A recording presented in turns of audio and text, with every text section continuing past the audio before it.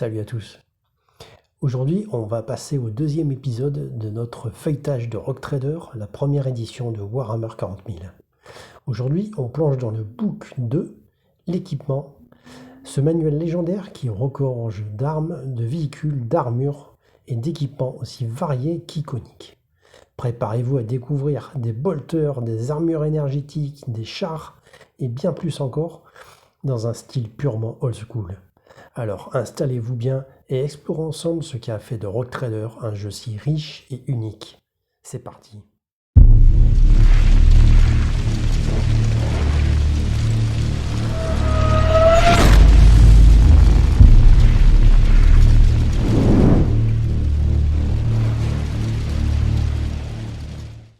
Et donc voilà notre deuxième partie de notre feuilletage de Rogue Trader, la première édition de Warhammer 40 000.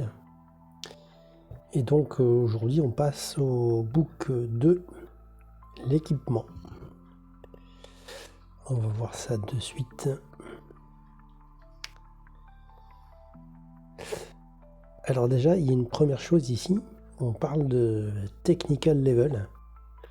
En fait, chaque équipement a un niveau technologique et pour pouvoir utiliser cet équipement, la créature doit avoir une intelligence supérieure ou égale au niveau technologique. Ici, on présente un petit peu les profils. Donc là, on a la portée courte, la portée longue, un peu comme en V2. Les modificateurs pour toucher à portée courte et à portée longue, comme en V2 aussi. La force, les dommages, le modificateur de sauvegarde, pareil comme en V2. Et ici, on a 4 petits types en fait. Donc là, ici, si cette case est cochée, on va pouvoir l'utiliser au corps à corps. Ici, normalement, si un petit nombre est présent dans cette case, il s'agira du malus au mouvement lorsque l'on porte cette arme. Ici, s'il y a un petit symbole dans cette case, ça signifie que c'est une arme qui ne peut pas tirer si on a bougé, donc c'est mouvement ou tir. Et ici, si cette petite case est cochée, ça veut dire qu'on peut l'utiliser en following fire, donc c'est-à-dire en tir soutenu. Le tir soutenu à l'effet à l'époque, c'était résolu très, très facilement. Si on touchait, on avait le droit de refaire un jet pour toucher.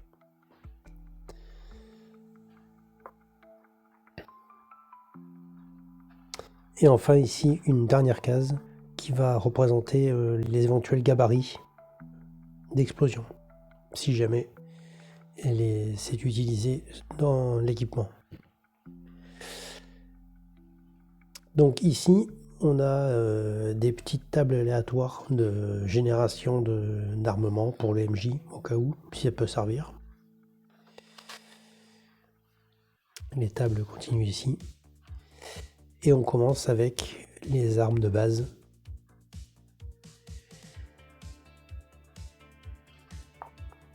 Donc qui vont du fusil d'assaut, en passant par le graviton, le bolter, le lance-flamme, l'arbalète,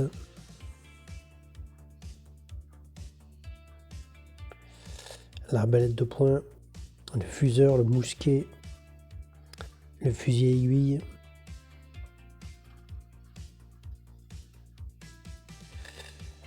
la catapulte shuriken. Elle avait un look complètement différent en fait à l'époque, la catapulte shuriken. Elle avait plus un look d'arbalète, je trouve. Après en V2, ils ont gardé ces chargeurs camembert pour les catapultes shuriken. Pistolet antique, fronde, pistolet automatique, lance-plasma et fusil. Après on passe aux armes de corps à corps. Donc là on a la matraque énergétique, la baïonnette, l'épée de force, l'arme à une main, le lance-flamme léger et même des armes improvisées.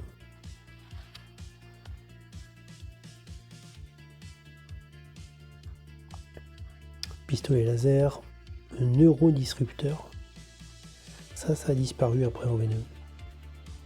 Pistolet aiguille, hache de force, épée de force, les armes digitales Jokairo ici, pistolet à plasma,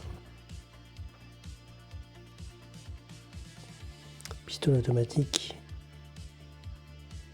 canoncier, déjà le gantelet énergétique, le lance-toile et l'épée. Et on passe aux armes lourdes.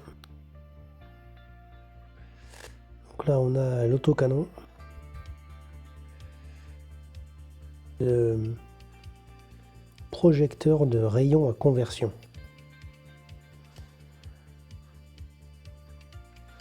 lance-grenade, lance-plasma lourd, bolter lourd, mitrailleuse, lance-toile lourd, lance-missile,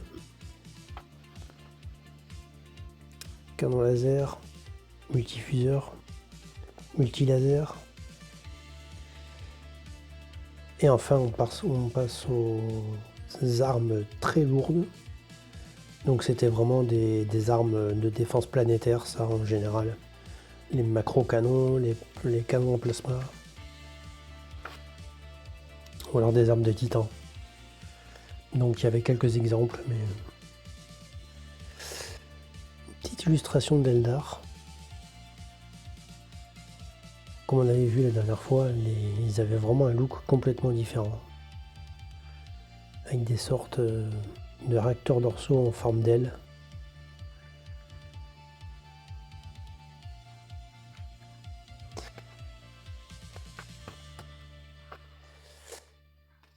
On passe aux grenades aux missiles.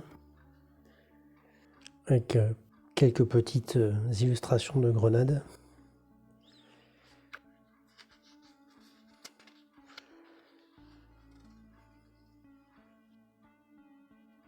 Plasma, photon,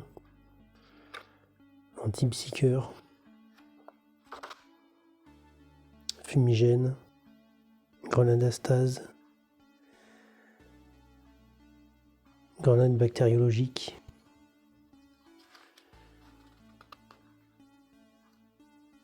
grenade vortex. Ensuite on a encore des idées pour symboliser les mines et les armes de support. Donc on a le barrage,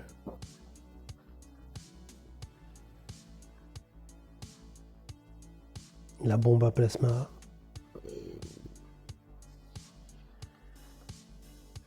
et on passe au véhicule. Donc là on a encore un petit récapitulatif des différents types de véhicules avec leurs caractéristiques. Donc là la vitesse max pour sur Terre et l'accélération ou le freinage maximum sur Terre. Ensuite dans les airs pareil, sauf qu'on y rajoute la vitesse minimale. Le turn radius ratio, on l'a vu dans la dernière vidéo. Le nombre de passagers, l'endurance, les points de vie, donc les dommages, la sauvegarde, le nombre de points d'équipement disponibles et le nombre de points d'armement disponibles. avec ici une petite table pour générer les points d'armement.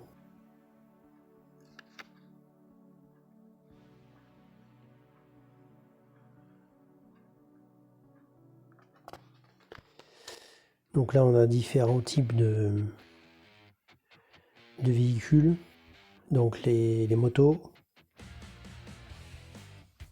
avec à chaque fois, pour chaque véhicule, un profil type, un profil aléatoire et un exemple. Donc là on avait la Vincent Black Shadow qui est sortie peu de temps après, en métal. Ici les fouisseurs, donc pareil, typique, aléatoire, et le Sandcrawler.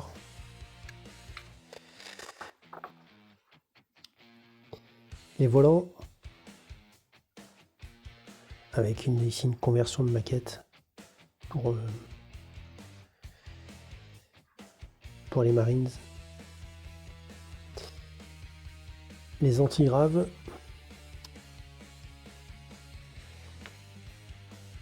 avec le Land Speeder qui sortira peu de temps après, pareil. Les Juggernaut,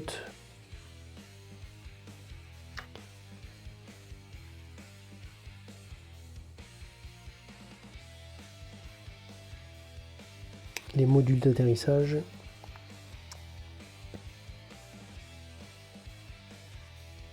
les véhicules de route,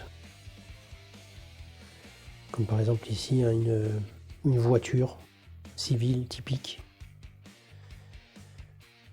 les véhicules chenillés,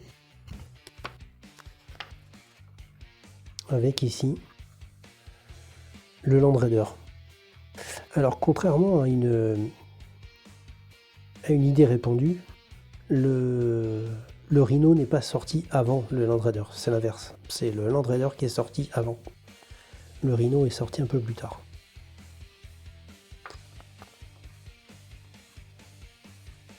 Les marcheurs.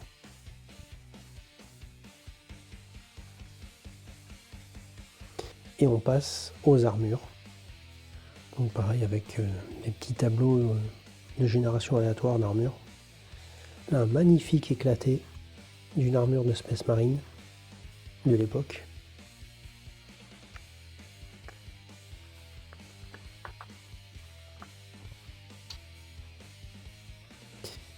Des profils de robots.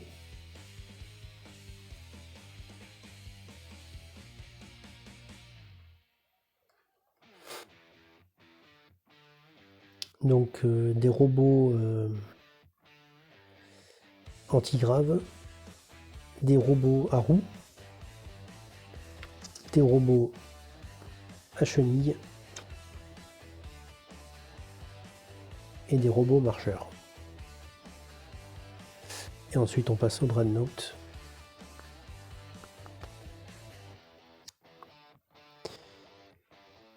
Les différents membres bioniques.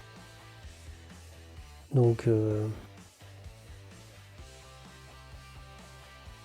les bras, oreilles, les yeux, les jambes. Et là, différents équipements divers.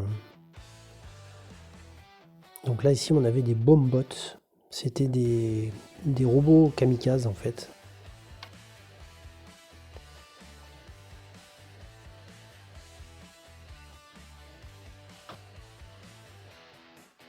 Ici, c'était le hoverboard.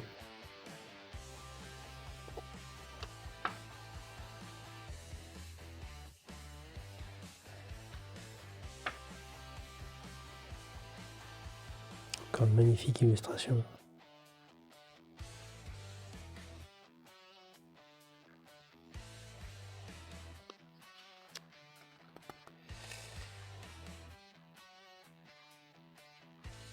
Et voilà, notre deuxième partie se termine. Et donc, notre troisième partie sera dédiée donc aux au lore de Warhammer 40 000 de l'époque. The Edge of the Imperium. Voilà. Donc n'hésitez pas à laisser des commentaires, à liker, partager. Et puis si vous voulez discuter, il y a également le Discord de Oldhammer French Hobby, sur lequel vous pouvez vous inscrire et partager avec nous. Allez, ciao les gars, à la prochaine.